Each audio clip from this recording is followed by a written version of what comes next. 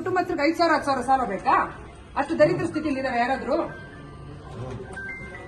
ಅದು ಒಂದೇ ಮನೆಯಲ್ಲಿ ಪಾಪ 5,000 ಸಾವಿರ ಕುಡಿಕ್ಕಿ 10 ಓಟ್ 20 ಓಟ್ಗೆ 2 ಲಕ್ಷ ಪಾಪ ಸಾಲ ಮಾಡೋದಕ್ಕೆ ಅದೆಷ್ಟು ಕಷ್ಟ ಇತ್ತೋ ಏನೋ ಎಲ್ಲರ ಮನೆಯಲ್ಲೂ. ನಮ್ಮ ಮನೆಯಲ್ಲಿ ಡೈರೆಕ್ಟ್ 7 ಜನ ಮಾಡ್ಕೊಂಡಿದ್ದಾರೆ. 7 ಜನ ನಾಗರಾಜನ ಮನೇಲಿ 6 ಜನ ಮಾಡಿದ್ದಾರೆ. ಅವ್ರು ಏನ್ ಮಾಡಿದ್ರೆ ಪ್ರಿಂಟ್ ಔಟ್ ಹೆಂಗ್ ಬೇಕು ತಗೊಂಡ್ಬಿಟ್ಟಾರೆ. ಅರ್ಜಿಗಳಿಗೆ ಸೈನ್ ಹಾಕಿಲ್ಲ, ಅರ್ಜಿದಾರ ಸೈನ್ ಹಾಕಿಲ್ಲ, ಅಕೌಂಟ್ಗಳಿಗೆ ದುಡ್ಡು ಹೋಗಿಲ್ಲ, ಅರ್ಜಿ ಕುತ್ಕೊಂಡು ಬ್ಯಾಂಕ್ ಸ್ಟಾಫ್ ಬರ್ತಿದ್ದಾರೆ. ಕನ್ಸಲ್ಟ್ ಮಾಡಿಲ್ಲ, ಹೆಸರಿಗೆ ಬರ್ದವ್ರು ಅವರೇ ಮಾಡ್ಕೊಂಡಿರೋದು.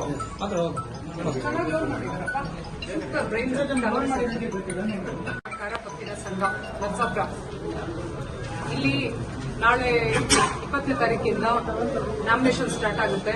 28ಕ್ಕೆ ಚುನಾವಣೆ ಇದೆ. ಈ ಸಂಘದ ನರಸಾಪುರ ಒಂದು ಸೊಸೈಟಿ ಚುನಾವಣೆ. ಮೊದಲನೇದಾಗಿ ಇಂದಿನ ಚುನಾವಣೆಯಲ್ಲಿ 800 ಓಟುಗಳು ಸಾಲಗಾರರ ಕ್ಷೇತ್ರದಿಂದ ಇದೆ.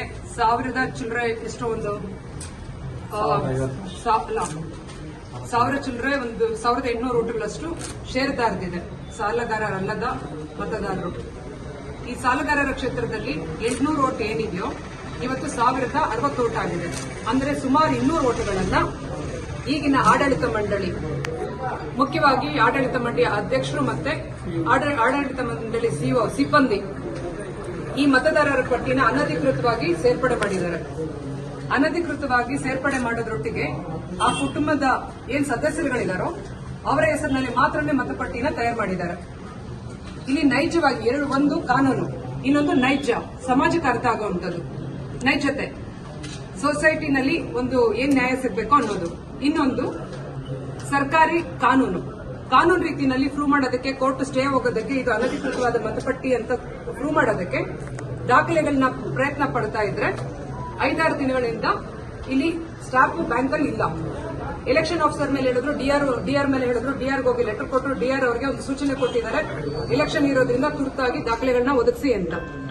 ಹಾಗಾದಾಗಿ ಕೂಡ ಇಲ್ಲಿ ಏನು ಎಂಡಿ ಇರಬೇಕಾದವರು ಇರ್ತಾ ಇಲ್ಲ, ಕೈಗೆ ಸಿಗ್ತಾ ಇಲ್ಲ, ಡಾಕ್ಯುಮೆಂಟ್ ಕೊಡ್ತಾ ಇಲ್ಲ, ಬೇರೆ ಬೇರೆ ಕಾನೂನುಗಳನ್ನ ಹೇಳಿ ಫಾರ್ವರ್ಡ್ ಮಾಡ್ತಿದ್ದಾರೆ. ಇನ್ನ ಉಳಿದಂಗೆ ನೈಜವಾಗಿ ಸಮಾಜಕ್ಕೆ ಅರ್ಥ ಆಗೋಗೆ ಏನಿವತ್ತು ನಿರ್ದೇಶಕರುಗಳಾಗಿ ಈ ಒಂದು ಸಮಿತಿಲಿದಾರೋ, ಈ ಒಂದು ಕಮಿಟಿನಲ್ಲಿ ಎಲ್ಲಾರ ಮನೆಯಲ್ಲೂ 5-10 ಸಾವಿರ ಲೋನ್ ಕೊಟ್ಟು ಕೈ ಸಾಲ, ಬ್ಯಾಂಕ್ ಡೆಪಾಸಿಟ್ ಇರುತ್ತೆ ಸೊಸೈಟಿದು, ಹಣದಿಂದ ಆಧಾರ ರಹಿತ ಕೈ ಸಾಲ ಕೊಟ್ಟು ಮತದಾರನ ಸೇರ್ಪಡೆ ಮಾಡೋದಾಗಿದೆ.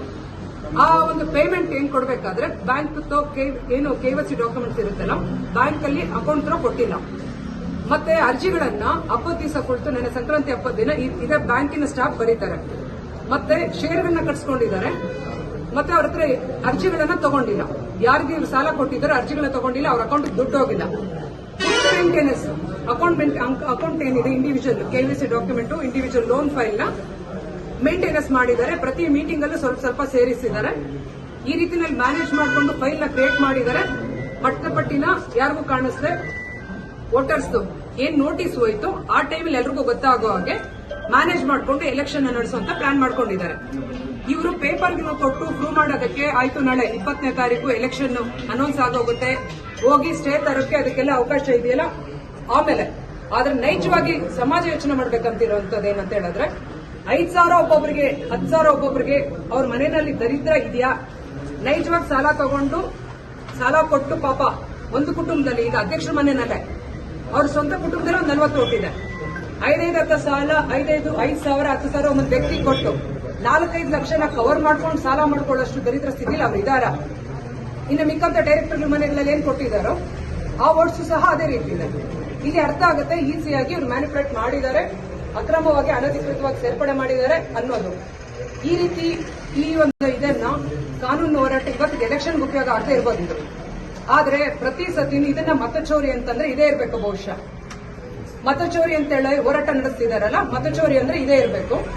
ಈ ರೀತಿ ಕಳ್ಳ ಮತದಾನಗಳಿತ್ತು ಅಂದ್ರೆ ಈ ಒಂದು ಸೊಸೈಟಿ ಈ ಸತಿ ಎಲೆಕ್ಷನ್ಗೆ ಇದು ಡಿಸೈಡ್ ಅಲ್ಲ. ನೆಕ್ಸ್ಟ್ ಚುನಾವಣೆ ಮಾಡುವಾಗಲೂ ಇವ್ರ ಕೈಲೇ ಎಲೆಕ್ಷನ್ ಇರುತ್ತೆ.